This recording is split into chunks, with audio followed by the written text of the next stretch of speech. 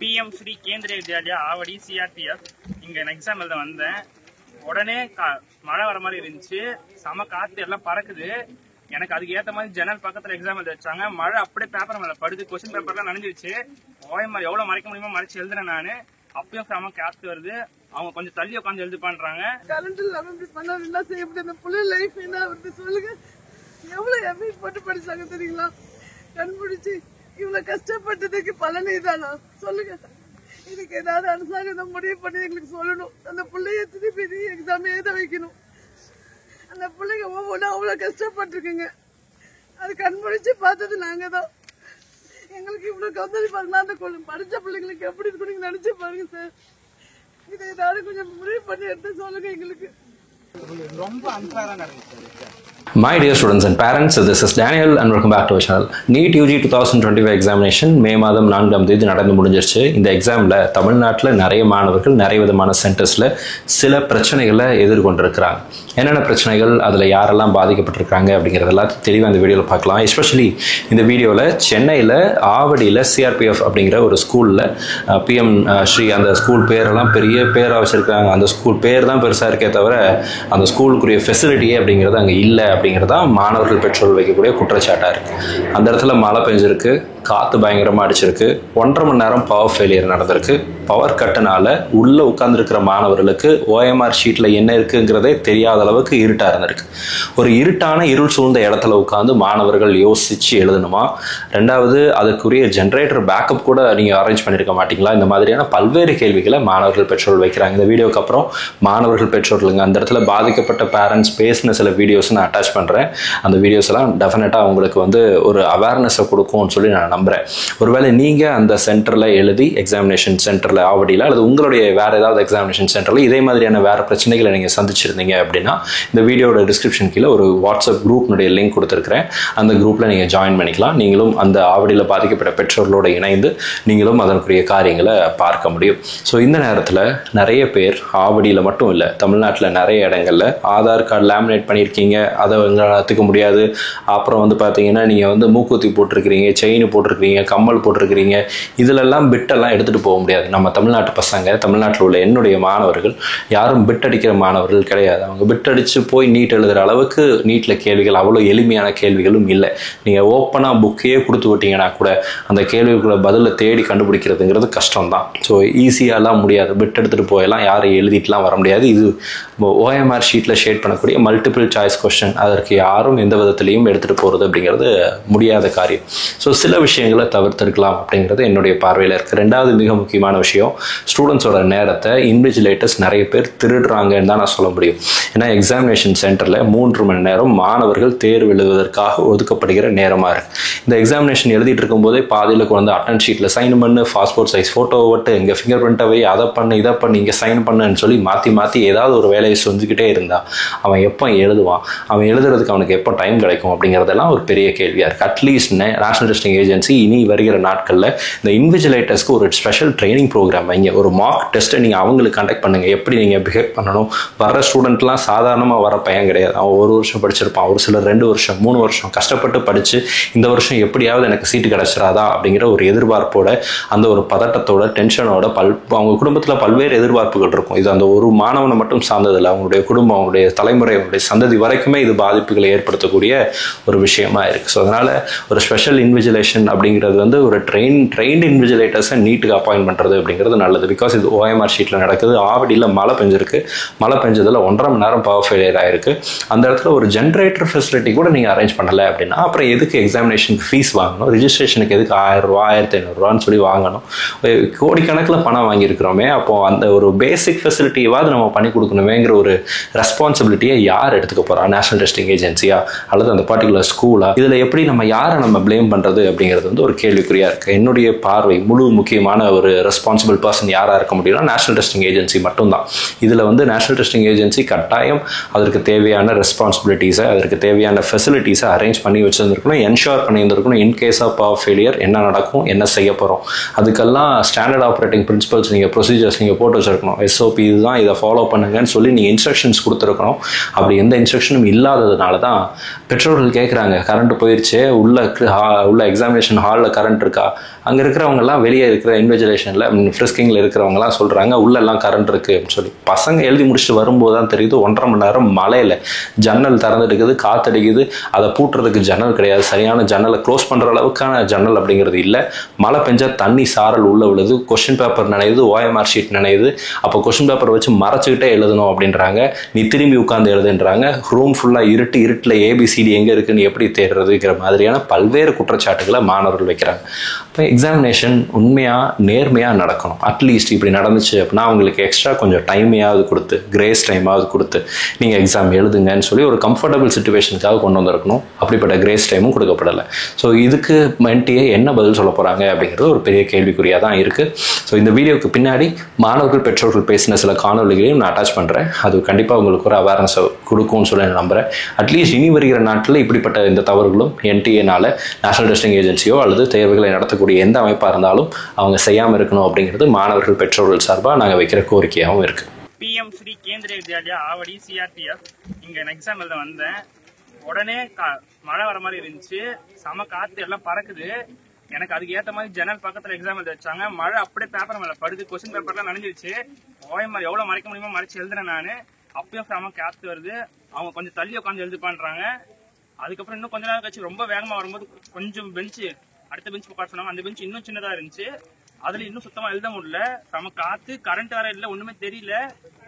அதுக்கேற்ற மாதிரி டைமும் சீக்கிரமா வாங்கிட்டாங்க, அவங்க ரொம்ப எக்ஸ்ட்ரா டைமும் கொடுக்கல. இதனால எனக்கு சுத்தமா எழுதவே முடியல. எவ்வளவு நேரம் பவர் கட்டா இருந்தது, என்ன எப்படி ஹேண்டில் பண்ணீங்க? பவர் கட்டு நான் ரொம்ப ஃபோக்கஸ் இருந்தாலும் சரியா தெரியல எனக்கு. ஆனா ரொம்ப நேரம் பவர் கட்டா இருந்துச்சு, ரொம்ப நேரம் மழை 2 மணி நேரம் கிட்ட வந்தது. அதனால சரியா எழுத முடியல. நான் நவீன்குமார், பொன்னேரியில இருந்து வரேன். கரண்ட் இல்லாம இப்படி பண்ணா என்ன செய்ய முடியும்? இந்த புள்ள லைஃப் என்ன வருது சொல்லுங்க. எவ்வளவு எஃபர்ட் போட்டு படிச்சாங்க தெரியுங்களா? கண்பிடிச்சு இவ்வளவு கஷ்டப்பட்டதுக்கு பலன் இதானா சொல்லுங்க. இதுக்கு ஏதாவது அரசாங்கம் முடிவு பண்ணி எங்களுக்கு சொல்லணும். அந்த பிள்ளைய திருப்பி எக்ஸாம் எழுத வைக்கணும். அந்த பிள்ளைங்க ஒவ்வொன்றும் அவ்வளவு கஷ்டப்பட்டிருக்குங்க. அது கண்பிடிச்சு பார்த்தது நாங்க தான்.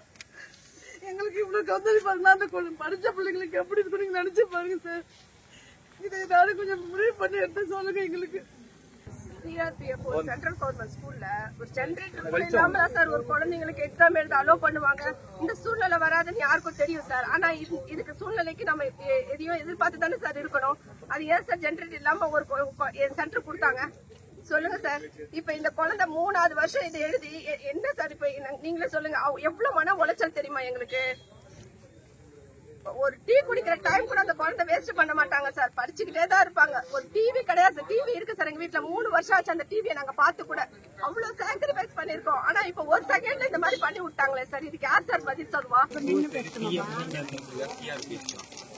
கரண்ட் வந்து 1.5 மணி நேரமா இல்ல, ஒரு ஜெனரேட்டர் கூட இவ்வளவு பெரிய ஸ்கூல்ல இல்ல, ஜன்னல் கூட ஒழுங்கா இருக்கணும். அவ்வளவு மழை பெய்யுது, உள்ள சாப்பிட்டு OMR வந்து கேட்டா டீச்சர்ஸ் எல்லாம் மறைச்சிக்கணுமா, மறைச்சிக்கிட்டு நாங்க எதுல ஷேட் பண்றது?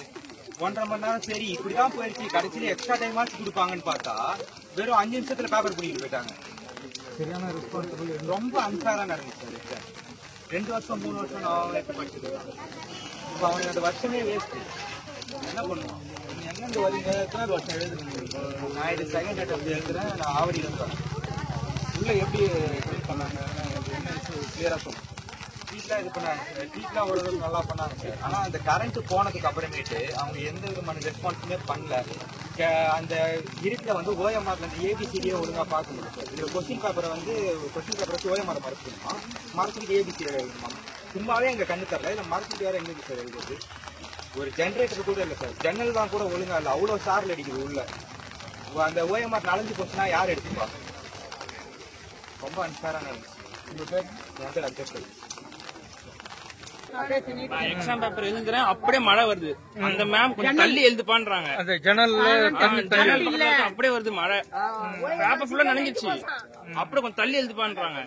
மழை இன்னும் வேகமா வருது. அப்ப இன்னும் கொஞ்சம் சின்ன பெஞ்சில அங்க போய் எழுத சொல்றாங்க. கரண்ட்டும் இல்ல, டைமும் சீக்கிரமா வாங்கிட்டாங்க.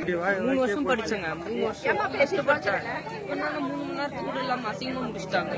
என்ன பண்றதுன்னு எனக்கு ஒன்றும் தெரியல. ஒரு 1 hour எக்ஸ்டெண்ட் பண்ணியிருக்கேன் சார். நான் 1 hour வந்து கேட்டேன் சார். நான் போயிட்டு நின்றுட்டு நிக்கிறேங்க. சார் 3:30 கரண்ட் ஆஃப் ஆகும் போதே நான் வந்து நின்றுக்கிட்டேன். ஜென்ரேட்டர் இல்லை, எதுவுமே இல்லை, என்ன சப்ளையே இல்லை, ரூம் இருட்டா இருக்குன்னு. அப்போதுல மழையில் அப்படி தொப்பியா நெஞ்சிக்கிட்டு நான் தான் சார் ஃபர்ஸ்ட் நிக்கிறேன். நின்றுட்டு கேட்கறேன். அதுக்கடுத்து பேரண்ட்ஸ் எல்லாம் வர வச்சு பிறகு அதை எடுத்து போய் ஜென்ரேட்டர் எடுத்துட்டு ஜென்ரேட்டர் ஆன் பண்ணதும் கொஞ்சம் இடத்துக்கு மட்டும்தான் வந்தது. ஒரு 3 மணி நேரம் எங்க ரூமுக்கு வரல. எனக்கு கண்ணும் தெரியல எதுவும். மழையில நினைஞ்சு அடுத்து வர 20-25 நிமிஷம் கிட்ட கரண்ட் வந்திருக்கும். பதட்டத்துல அதுக்கு அத்தனை கொஸ்டின் பேப்பர் பார்க்க தோணல. நண்பர்களுக்கு வணக்கம். என் பேர் வெங்கடேசன். எங்கள் டாக்டர் பேர் வந்து தர்ஷினி. எங்கள் டாக்டர் நேற்றுக்கு வந்து நீட் எக்ஸாம் எழுதுனாங்க. எங்கே எழுதுனாங்கன்னா சென்னையில் இருக்கக்கூடிய ஆவடி சிஆர்பிஎஃப் ஸ்ரீ கேந்திரிய வித்யாலயா அப்படின்ற இடத்துல எழுதுனாங்க.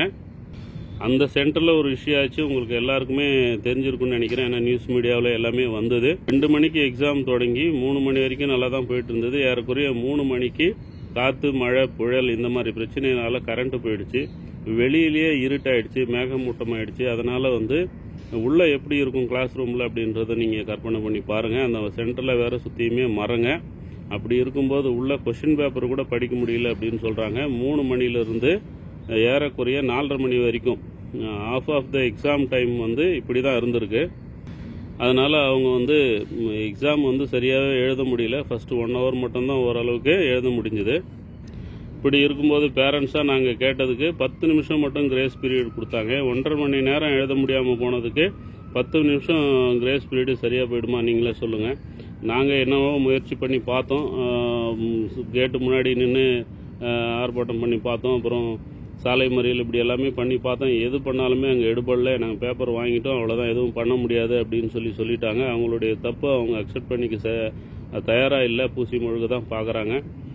ஸோ இப்படி இருக்கும்போது நம்ம என்ன பண்ணலாம்? பேரண்ட்டாக ஏதாவது பண்ணி ஆகணும். ஏன்னா நம்மளுடைய குழந்தைகளுடைய 2 வருஷ உழைப்பு வீணாக போகுது. இதுக்கு நம்ம எல்லாருமே வந்து இணைஞ்சு நம்ம அடுத்த நடவடிக்கை என்னன்றதை பார்க்கணும். சார் நமக்கு ஹெல்ப் பண்ணுறேன்னு சொல்லியிருக்காரு. ஸோ அவர் மூலமாக ஒரு நல்ல லாயர் வச்சு வழக்குக்கு போகிறதா அல்லது எங்கே மனு கொடுக்கணும், இது எல்லாமே நம்ம பார்க்க வேண்டியது இருக்குது. இந்த வீடியோ பார்த்துட்டு இருக்கிற நீங்கள் எல்லாருமே உங்கள் ஃபோன் நம்பர், அட்ரஸ் எல்லாமே வந்து என்னுடைய நம்பருக்கு வாட்ஸ்அப் பண்ணுங்கள். நம்ம எல்லாருமே சேர்ந்து அடுத்த ஸ்டெப் என்னன்றதை பார்க்கலாம். அப்படி இல்லைன்னா சாருடைய நம்பருக்காவது நீங்கள் தகவல் சொல்லுங்கள். முயற்சி திருவினையாக்குன்னு சொல்லியிருக்காரு. நம்ம முயற்சி செய்யாமல் இருந்தால் அது நம்ம குழந்தைகளுக்கு செய்கிற துரோகம். ஸோ கண்டிப்பாக நம்ம முயற்சி பண்ணணும். என்ன பண்ண முடியுமோ அதை நம்ம வந்து பண்ணலாம். நீங்கள் எல்லாருமே வந்து உங்களுடைய அட்ரஸ், ஃபோன் நம்பர் மட்டும் நீங்கள் கொடுங்க. நம்ம கலந்து பேசிட்டு பண்ணலாம். அது மட்டும் இல்லாமல் பேப்பர் மீடியாவில் ஏதாவது கிளிப்பிங்ஸ் வந்திருக்கும். இப்போ பாலிமர் நியூஸில் வந்தது நான் பார்த்தேன். அந்த மாதிரி வேறு நியூஸில் வந்திருந்த தகவல், அப்புறம் யூடியூப்பில் இந்த மாதிரி ஏதாவது இந்த இஷ்யூ வந்திருந்ததுன்னா அதனுடைய கிளிப்பிங்ஸு நீங்கள் வந்து ஃபோட்டோ, வீடியோவாக எடுத்து எனக்கு அனுப்புங்க. அதுவும் யூஸ்ஃபுல்லாக இருக்கும். உங்கள் ஃபோன் நம்பர், உங்கள் அட்ரஸ் மட்டும் இல்லாமல் உங்களுக்கு தெரிஞ்சவங்க அன்றைக்கி வந்து அறிமுகம் ஆகிருப்பீங்க அல்லது ரிலேட்டிவாக இருக்கும், பக்கத்தில் இருக்கிறவங்க யாராவது அந்த சென்டரில் எழுதியிருப்பாங்க. அந்த சென்டரில் எழுதினவங்க மற்றவங்க நம்பர் தெரிஞ்சிருந்தாலும் அதையும் நீங்கள் அனுப்பி வைங்க. நாங்கள் கான்டாக்ட் பண்ணிக்கிறோம்.